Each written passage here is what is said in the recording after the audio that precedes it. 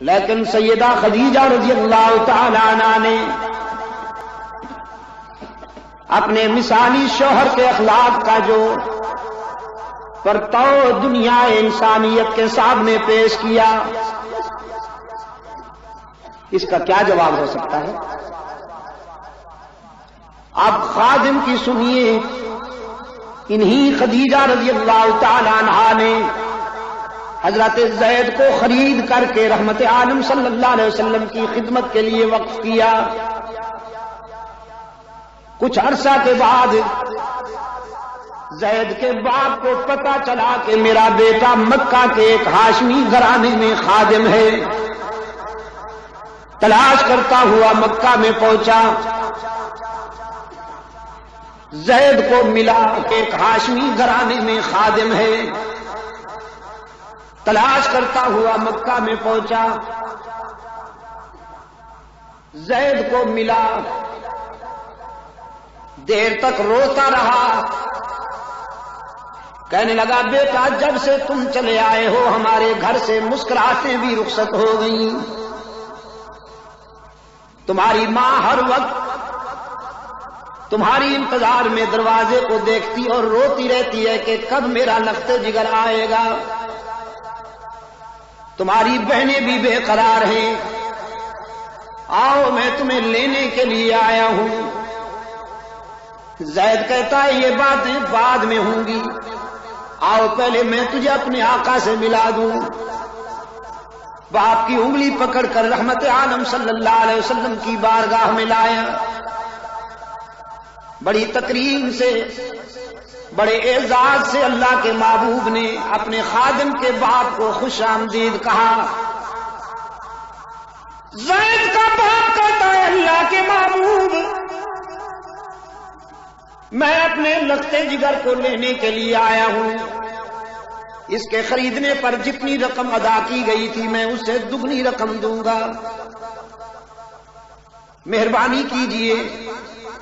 اس کے ماں کے آنسو دیکھے نہیں جاتے، اس کی بہنوں کی بے قراری دیکھی نہیں جاتی۔ رحمت عالم صلی اللہ علیہ وسلم نے فرمایا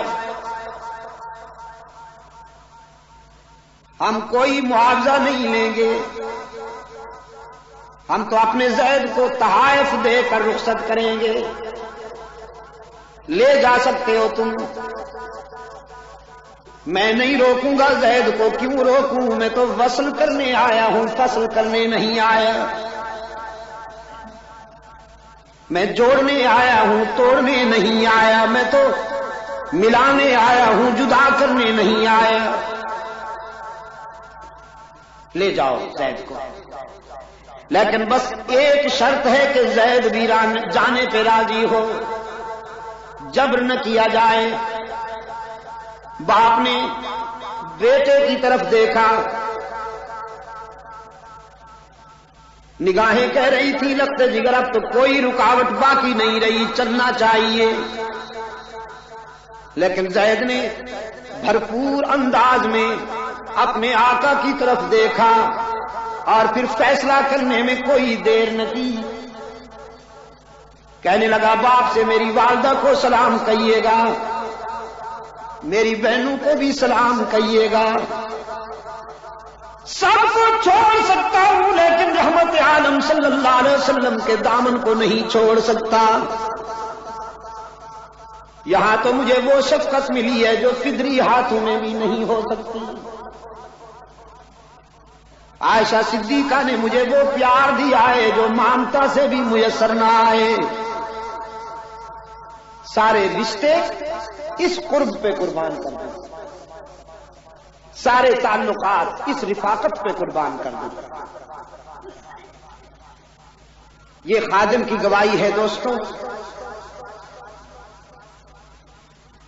اب اڑوس پڑوس کی سنیے۔ صفا کی بلندیوں پہ اللہ کا محبوب داعی حق و صداقت کی حیثیت سے کھڑا ہے، اللہ کے رسول کی حیثیت سے پہلا خطبہ ارشاد فرمانے والے ہیں۔ چادر ہلا ہلا کر مکہ والوں کو جمع کیا، پورا مکہ رحمت عالم صلی اللہ علیہ وسلم کے دامن میں آ بیٹھا. رحمت عالم صلی اللہ علیہ وسلم نے فرمایا هل وجدتمونی صادقا او کاذبا. مکہ والو، زندگی کے 40 سال گزارے ہیں میں نے اس شہر میں رہ کر. آج میں تمہارے دل و دماغ پر دستک دیتے ہوئے تمہارے ضمیر کو جج بنا کر تم سے پوچھتا ہوں، بتاؤ تم نے مجھے کیا پایا؟ سچا پایا ہے یا اس کے برعکس؟ مکہ والوں نے ایک ہی آواز سے اعتراف کیا، جربناک مرارا ما رأینا فیک الا صدقا.